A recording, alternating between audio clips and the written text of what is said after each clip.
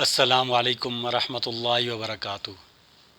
میرے قابل احترام بہنوں، بھائیوں، دوستوں اور بزرگوں، میں اللہ تعالیٰ کے فضل و کرم سے اور آپ سب کی دعاؤں سے بالکل خیریت سے ہوں، اور اللہ تعالیٰ سے امید ہے کہ آپ سب بھی خیریت سے ہوں گے۔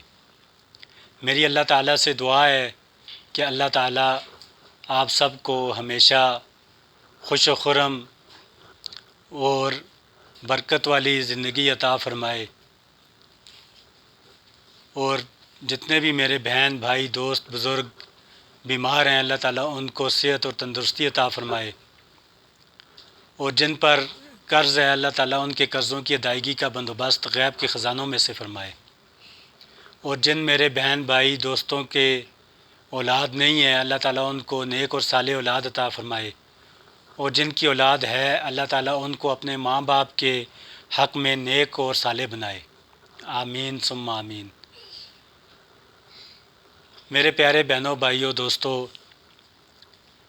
یہ دین جو ہے ہم تک صحابہ کرام رضوان اللہ علیہم اجمعین کی تبع تابعین اور اولیاء کرام کے خون میں بہتا ہوا ہم تک پہنچا ہے۔ انہوں نے اس دین کی خاطر بہت زیادہ مشقتیں تکلیفیں برداشت کیں۔ آج ہمارے پاس اس کی قدر نہیں ہے کیونکہ یہ ہمیں ماں کی گود میں ملا ہے، اس لیے ہمارے پاس اس دین کی قدر نہیں ہے۔ قدر تو ان کے پاس تھی جنہوں نے اس کے دین کے قبول کرنے میں تکلیفیں اور مشقتیں برداشت کیں۔ صحابہ کرام رضوان اللہ علیہم اجمعین جب نبی کریم صلی اللہ علیہ وسلم پر ایمان لاتے تو کفار مکہ ان کو طرح طرح کی تکالیف میں مبتلا کرتے۔ آج میں آپ کو جو واقعہ سنانا چاہتا ہوں وہ صلح حدیبیہ اور ابو جندل رضی اللہ تعالیٰ عنہ اور ابو بصیر رضی اللہ تعالیٰ عنہ کا ایک قصہ ہے، ان کے اسلام لانے کا واقعہ ہے کہ انہوں نے کس طرح اسلام قبول کیا اور کیسے ان کو مختلف قسم کی تکالیف میں اور مشقتوں میں ڈالا گیا، لیکن پھر بھی وہ اپنے دین پر قائم رہے۔ 6 ہجری میں حضور اقدس صلی اللہ علیہ وآلہ وسلم عمرہ کے ارادہ سے مکہ تشریف لے گئے۔ کفار مکہ کو اس کی خبر ہوئی اور وہ اس خبر کو اپنی ذلت سمجھے، اس لیے مزاحمت کی اور حدیبیہ میں آپ صلی اللہ علیہ وسلم کو رکنا پڑا۔ حدیبیہ ایک مقام ہے تو وہاں پر حضور صلی اللہ علیہ وسلم کو رکنا پڑا۔ جان نثار صحابہ رضوان اللہ علیہم اجمعین ساتھ تھے جو حضور صلی اللہ علیہ وسلم پر جان قربان کرنا فخر سمجھتے تھے، لڑنے کو تیار ہو گئے، مگر حضور صلی اللہ علیہ وسلم نے مکہ والوں کی خاطر سے لڑنے کا ارادہ نہیں فرمایا اور صلح کی کوشش کی، اور باوجود صحابہ کرام رضوان اللہ علیہم اجمعین کی لڑائی پر مستعدی اور بہادری کے حضور اکرم صلی اللہ علیہ وسلم نے کفار کی اس قدر رعایت فرمائی کہ ان کی ہر شرط کو قبول فرما لیا۔ صحابہ رضی اللہ عنہم اجمعین اس طرح دب کر صلح کرنا صحابہ رضوان اللہ علیہم اجمعین پر اس طرح دب کر صلح کرنا بہت ناگوار گزرا، مگر حضور اقدس صلی اللہ علیہ وسلم کے ارشاد کے سامنے کیا ہو سکتا تھا کہ جانثار تھے اور فرما بردار بھی تھے، اس لیے حضرت عمر رضی اللہ تعالیٰ عنہ جیسے بہادروں کو دبنا پڑا۔ صلح میں جو شرطیں طے ہوئیں ان شرطوں میں ایک یہ شرط بھی تھی کہ کافروں میں سے جو شخص اسلام لائے اور ہجرت کرے تو مسلمان اس کو مکہ واپس کر دیں گے، اور مسلمانوں میں سے خدا نخواستہ اگر کوئی شخص مرتد ہو جائے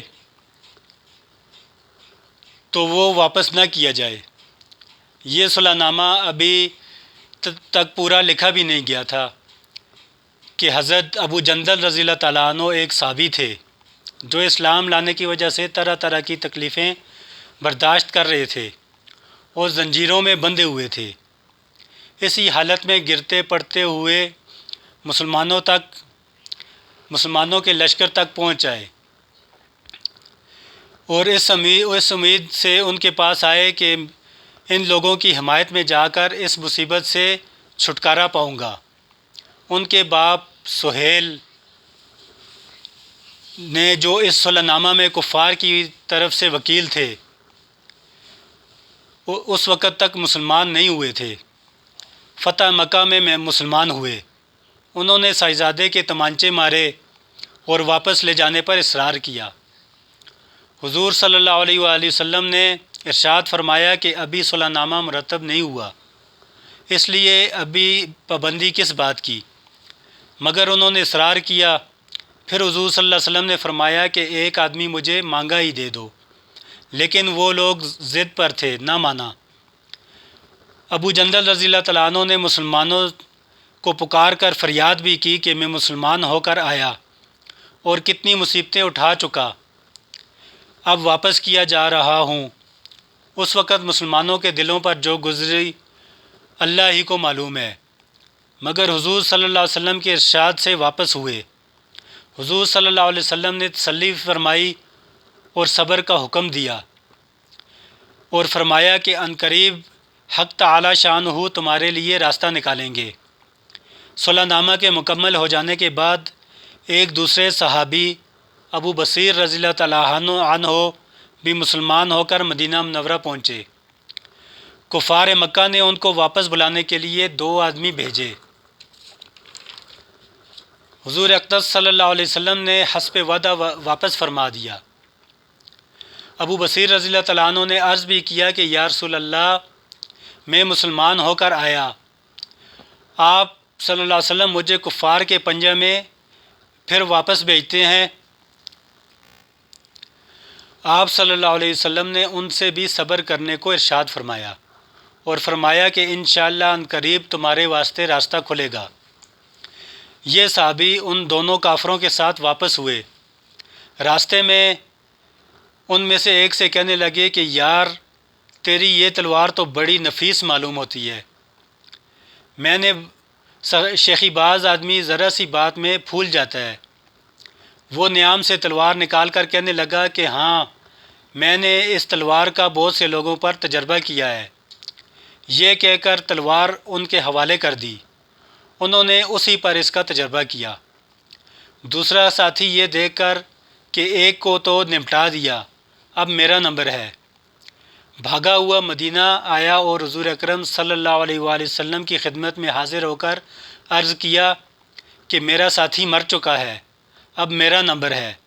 اس کے بعد ابو بصیر رضی اللہ تعالیٰ عنہ پہنچے اور عرض کیا کہ یا رسول اللہ، آپ صلی اللہ علیہ وسلم اپنا وعدہ پورا فرما چکے کہ مجھے واپس کر دیا، اور مجھ سے کوئی عہد اور وعدہ ان لوگوں کا نہیں ہے جس کی ذمہ داری ہو۔ وہ مجھے میرے دین سے ہٹاتے ہیں، اس لیے میں نے یہ کیا۔ حضور صلی اللہ علیہ وآلہ وسلم نے فرمایا کہ لڑائی بھڑکانے والا ہے، کاش کوئی اس کا معین و مددگار ہوتا۔ وہ اس کلام کو سمجھ گیا اور انہوں نے یہ سمجھا کہ اب بھی اگر کوئی میری طلب میں آئے گا تو میں واپس کر دیا جاؤں گا۔ اس لیے وہ وہاں سے چل کر سمندر کے کنارے ایک جگہ آ پڑے۔ مکہ والوں کو اس قصہ کا حال معلوم ہوا تو ابو جندل رضی اللہ تعالیٰ عنہ بھی، جن کا قصہ پہلے گزر چکا ہے، وہ بھی چھپ چھپا کر وہیں پہنچ گئے۔ اسی طرح جو شخص مسلمان ہوتا وہ ان کے ساتھ جا ملتا۔ چند روز میں یہ ایک چھوٹی سی جماعت بن گئی۔ جنگل میں جہاں نہ کھانے کا کوئی انتظام، نہ وہاں باغات اور آبادیاں، اس لیے ان لوگوں پر جو گزری ہوگی وہ اللہ ہی کو معلوم ہے۔ مگر جن ظالموں کے ظلم سے پریشان ہو کر یہ لوگ بھاگے تھے، ان کا ناطقہ بند کر دیا۔ جو قافلہ ادھر کو جاتا اس سے مقابلہ کرتے اور لڑتے، حتیٰ کہ کفار مکہ نے پریشان ہو کر حضور صلی اللہ علیہ وآلہ وسلم کی خدمت میں عاجزی اور منت کر کے اللہ کا اور رشتہ داری کا واسطہ دیا اور واسطہ دے کر ایک آدمی حضور صلی اللہ علیہ وسلم کے پاس بھیجا کہ اس بے سری جماعت کو آپ صلی اللہ علیہ وسلم اپنے پاس بلا لیں کہ یہ معاہدہ میں تو داخل ہو جائیں۔ اور ہمارے لیے آنے جانے کا راستہ کھلے۔ لکھا ہے کہ حضور صلی اللہ علیہ وسلم کے اجازت نامہ جب ان حضرات کے پاس پہنچا تو ابو بصیر رضی اللہ تعالیٰ عنہ جو تھے وہ مرض الموت میں گرفتار تھے۔ حضور صلی اللہ علیہ وسلم کا والا نامہ ان کے ہاتھ میں تھا کہ ان کی روح پرواز کر گئی، رضی اللہ تعالی عنہ و ارضاہ۔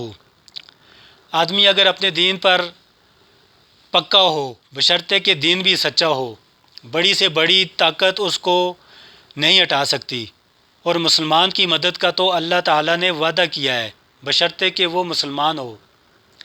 تو میرے پیارے بہنوں، بھائیوں، دوستو، یہ واقعہ سننے کے بعد ہمیں یہ سبق ملتا ہے کہ صحابہ کرام رضوان اللہ علیہم اجمعین نے کتنی زیادہ تکلیفیں برداشت کیں اور ان پر کس طرح کے مظالم کفار مکہ نے ڈھائے۔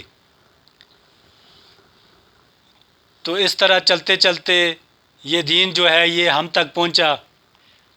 ہمیں بھی چاہیے کہ ہم بھی اس دین پر جتنا ہو سکے اس پر اپنے جان، مال، وقت لگائیں اور صحابہ کرام رضوان اللہ علیہم اجمعین کے زندگیوں کے مطابق اپنی زندگیاں بسر کریں، اور حضور صلی اللہ علیہ وسلم نے جو طریقے ہمیں سکھائے ہیں ان کے مطابق ہم اپنی زندگی بسر کریں۔